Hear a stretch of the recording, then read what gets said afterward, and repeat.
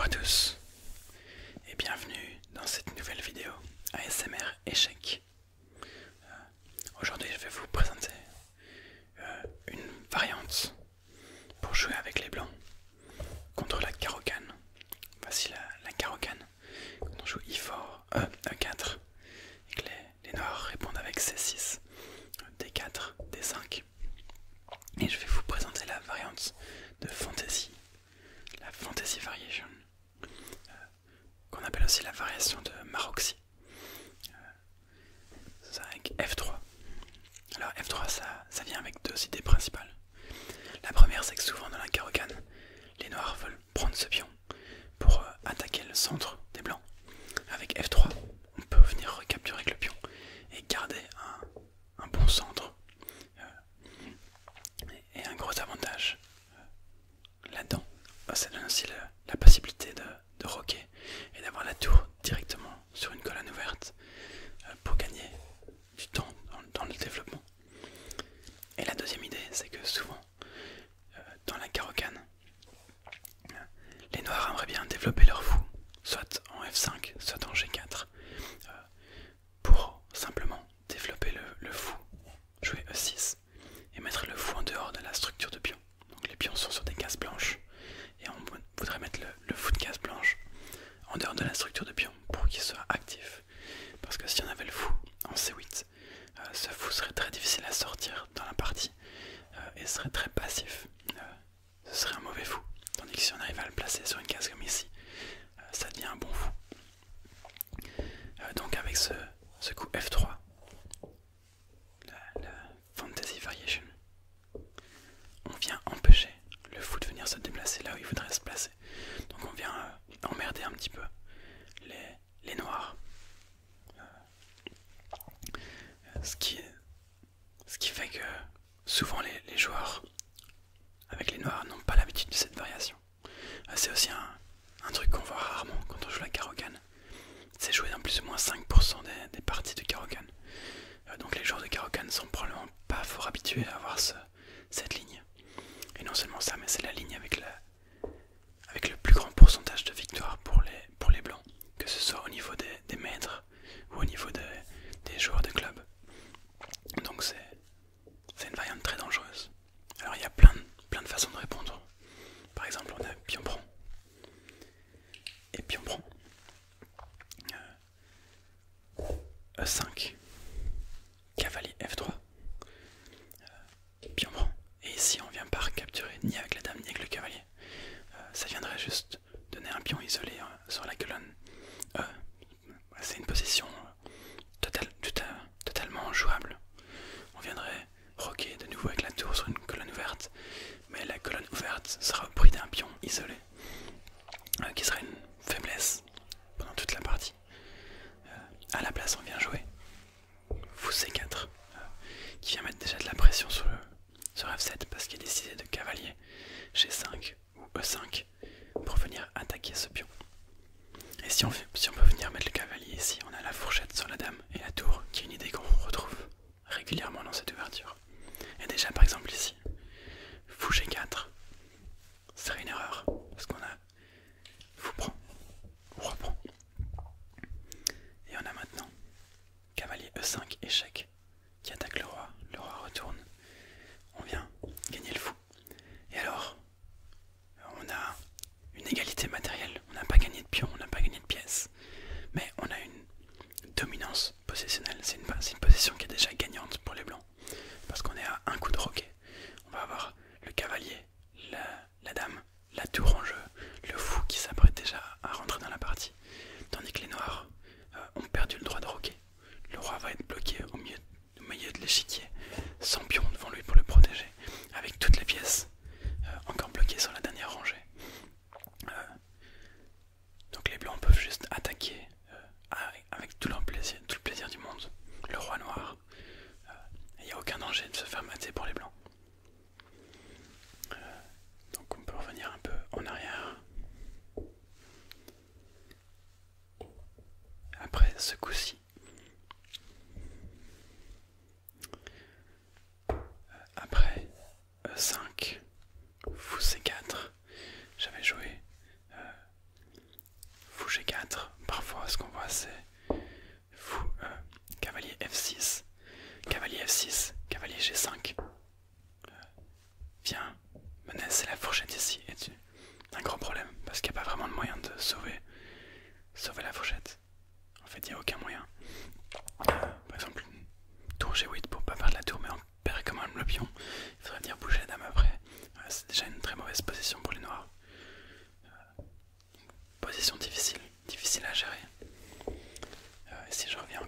coup en arrière. On va revenir dans la position initiale.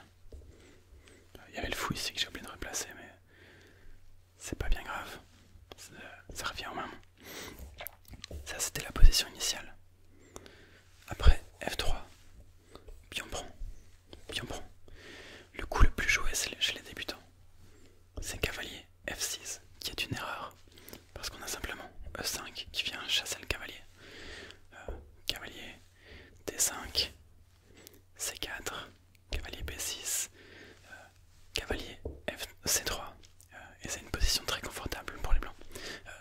Notez que cavalier FC3 est important, plutôt que on peut bouger les fous, mais pas cavalier F3, parce que simplement les noirs aimeraient beaucoup jouer cavalier fou G4 pour clouer le cavalier à la dame et se débarrasser et développer le fou de cette manière-là.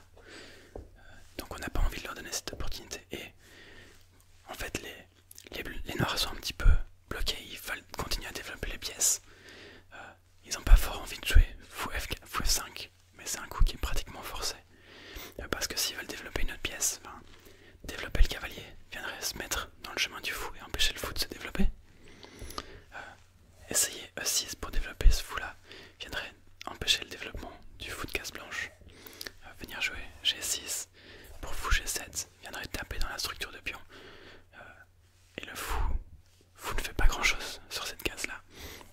Donc les noirs sont bien embêtés et sont presque forcés de jouer fou F5. Après quoi maintenant on joue cavalier F3 et par exemple E6 fou D3. Et ça c'est un coup assez emmerdant pour les noirs. Alors fou G4 c'est un coup possible. Ils sont venus jouer le coup fou en F5 et puis juste après en G4 c'est une perte d'un tempo. Donc très bien pour les blancs. Si le fou va prendre, on recapture avec la dame. Simplement le fou a fait 2 coups, on a fait 2 coups aussi. Et à la fin des 2 coups, la seule différence c'est qu'on a pu développer une pièce et les noirs n'ont rien développé. Donc on a gagné un avantage. Les noirs ont joué 2 coups et n'ont rien à montrer pour ces 2 coups. Et si le fou revient en arrière, fou G6 par exemple, on peut juste garder l'attention, venir roquer, développer le reste des pièces. On peut même, par exemple après cavalier D7, on peut venir prendre ce fou. Et il n'y a aucun problème. On peut avoir un petit peu peur de ces tours sur la colonne H, mais aucun problème parce que le cavalier contrôle les cases ici où la dame pourrait s'infiltrer. Le fou de case nord est un petit peu bloqué. On a notre fou à notre case nord, notre dame qui sont prêts à rejoindre ce côté pour défendre. Position très confortable avec un avantage de développement pour les blancs. Alors on va revenir dans la position initiale et je vais vous montrer d'autres lignes parce qu'il y a quelques autres coups moins joués. Ce que je vous ai montré jusqu'ici c'est les coups les plus joués contre cette variante. Mais il y a des coups un petit peu secondaires. Je vais quand même vous montrer comment jouer contre ces coups là. Par exemple E4, C6, D4, D5, F3. On a E6. Alors E6 c'est pas un gros problème. Cavalier C3 c'est assez passif. Le fou se retrouve 2 coups bloqué derrière la structure de pion. On a ce pion F3 qui est légèrement mal placé, mais on peut jouer une partie d'échecs classique. Pas de gros soucis, il n'y a pas beaucoup de théorie à connaître. Vous pouvez faire un petit peu ce que vous voulez, développer vos fous sur les cases E3 et D3 ou même sur F4 avec le fou de case noire, venir placer le cavalier en E2, roquer. C'est une position assez confortable pour les blancs et inconfortable pour les noirs avec ce fou un petit peu bloqué ici. Une autre variante assez classique, c'est G6 avec l'idée d'aller placer fou G7 pour attaquer ce pion. Alors ici on vient juste jouer cavalier C3 et sur fou G7 il est important de venir jouer fou E3 parce que les noirs menacent de venir gagner ce pion en fait. Il a l'air défendu par la dame, mais après pion prend, les noirs ont ouvert la colonne et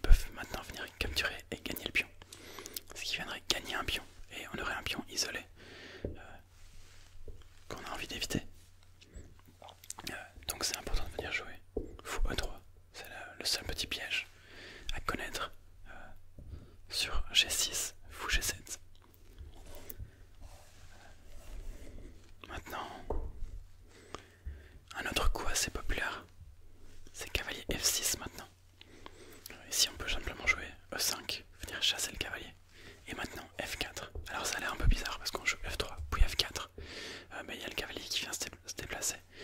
Et ici en général, on va avoir ceci. Et maintenant, un coup typique de la Garogane, c'est le C5. Et on arrive à une position qui ressemble très fort à une française où on a joué F4. Sauf qu'on a joué F3 puis F4 et les noirs ont joué C6 puis C5.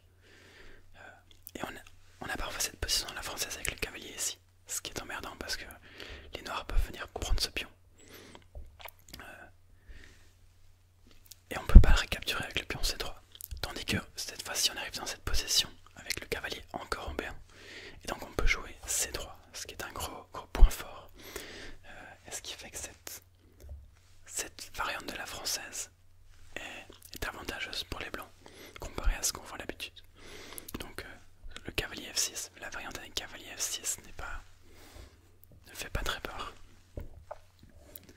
Et je vais encore vous montrer une ou deux variantes. Ok, une variante assez dangereuse. C'est E5 et c'est dangereux si on connaît pas, mais si on connaît la ligne, il n'y a pas de souci. Et souvent c'est une ligne très forcée où les noirs ont simplement un coup à jouer. On vient prendre le pion. Fou, C5. Maintenant c'est assez important de venir jouer cavalier C3. C'est pas le seul coup, mais c'est le meilleur coup. Et on va avoir dame B6. Et oui, la dame et le fou qui viennent menacer ce cavalier. Parce que si le fou prend, la tour peut pas venir recapturer parce qu'on perdrait la tour. Donc on vient menacer de gagner une pièce. Et le coup pour défendre, c'est cavalier A4. Parce que maintenant si on vient prendre le fou, on perd la dame. La dame ne peut pas rester dans la même diagonale. Si la dame s'en va, on viendrait gagner le fou. Ouais, il n'y a pas vraiment de coup pour défendre le fou à part dame B4 ou dame A5. Après quoi on aurait simplement cavalier D3, non pas cavalier D3 justement. Cavalier D3 c'est une erreur. Parce qu'il y a D4 qui vient, le cavalier est cloué, on vient attaquer le cavalier avec le pion et le gagner. Mais il y a une idée qu'on revoit dans plusieurs ouvertures, c'est un thème commun de jouer ce C3 pour venir défendre le cavalier sur la diagonale avec la dame. Donc on ouvre la diagonale pour défendre le cavalier et on défend contre l'échec. Et c'est une position vraiment confortable pour les blancs. Souvent on va voir ici la capture en G1 juste pour empêcher les noirs, les blancs de roquer de ce côté là, mais maintenant on peut maintenant c'est assez important dans cette position ci pour les noirs de recapturer ce pion ci. Autrement on viendrait capturer le pion nous-mêmes et ce serait une position très confortable. Et après quand la capture, on viendrait pas recapturer ici parce qu'il y aurait dame prend, mais on vient jouer soit fou F4, soit dame D4 pour venir protéger le pion. On pourrait venir faire un grand roc. Encore une fois une position confortable pour les blancs. Donc je vais revenir quelques coups en arrière. Avec le fou ici.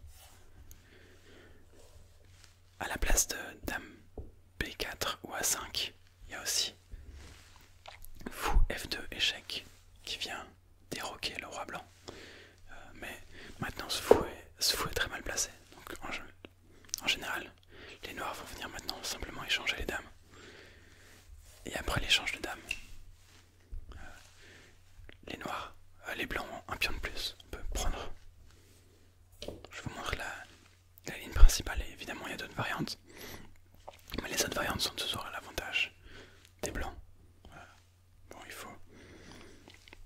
il y a toujours une multitude de coups possibles. Mais il faut aussi savoir gérer l'ouverture. Je vous montre les lignes principales avec les idées principales de ces lignes-là. Et après, il faut pouvoir extrapoler un petit peu dans vos parties quand l'adversaire joue quelque chose d'autre. Ça prendrait trop de temps de vous montrer un petit peu tout. Et dans cette position-ci, les blancs ont un pion de plus. Les noirs ont un avantage de développement cette fois-ci. Ce roi est un petit peu mal placé. Mais il n'y a plus les dames. Donc il y a moins de potentiel de se faire attaquer. Donc malgré le fait que les blancs ont un léger retard de développement, c'est quand même avantage aux blancs. Il va falloir défendre un petit peu. Probablement bouger le roi pour j'ai j'ai oublié de replacer. C'est le truc-ci qui était là. J'arrête pas d'oublier de replacer des pièces. J'essaie d'aller un petit peu vite.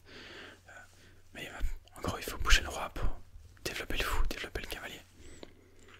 Et pas de problème. Et je vais vous montrer encore une dernière ligne qui peut être dangereuse si on ne sait pas comment répondre. Mais en général, si vous jouez, vous allez voir que les premières lignes que je vous ai montrées sont les lignes qu'on retrouve le plus souvent. Donc, après F3, la variante de fantasy, le plus souvent on vient pousser le pion en E6. C'est les deux coups les plus communs, ou G6 ou cavalier F6. Ce coup E5, moins 1, est plus rare. Et si vous savez comment gérer, il n'y a aucun souci. Il faut retenir un petit peu quand même la ligne que je vous ai montrée. Mais si vous la jouez une ou deux fois, si vous vous faites avoir une fois que vous perdez une partie comme ça, je vous garantis que si vous analysez la partie, vous allez vous en souvenir. Du moins, c'était le cas pour moi. La première fois que j'ai vu la ligne, je me suis pris une raclée. Et ensuite, je l'ai tout de suite apprise et maintenant, ça ne me pose plus aucun souci.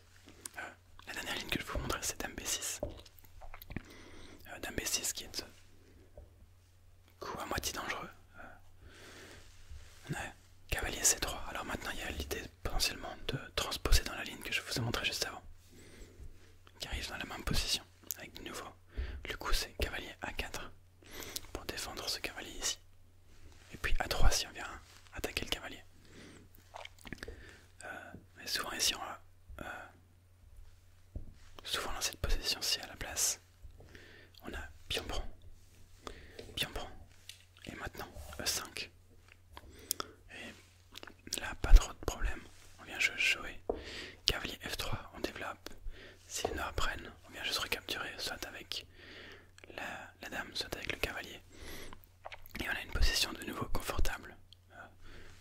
Certes, de nouveau avec un pion isolé, mais avec un avantage de développement. Si on vient prendre avec la dame, par exemple, dame prend, cavalier prend. On a un pion isolé, mais on a déjà un bel avantage de développement. Certes, il y a de nouveau plus les dames, mais c'est un avantage de développement assez conséquent et confortable pour les blancs. On n'a pas de pion de moins, on a juste un pion légèrement plus faible. Mais somme toute, pas de gros problème. Voilà. Je vous mets la position initiale une dernière fois. Mais c'est à peu près tout ce que je voulais vous montrer. J'ai été un petit peu vite parce qu'il y avait beaucoup à montrer. Je voulais essayer de passer un peu tout en revue.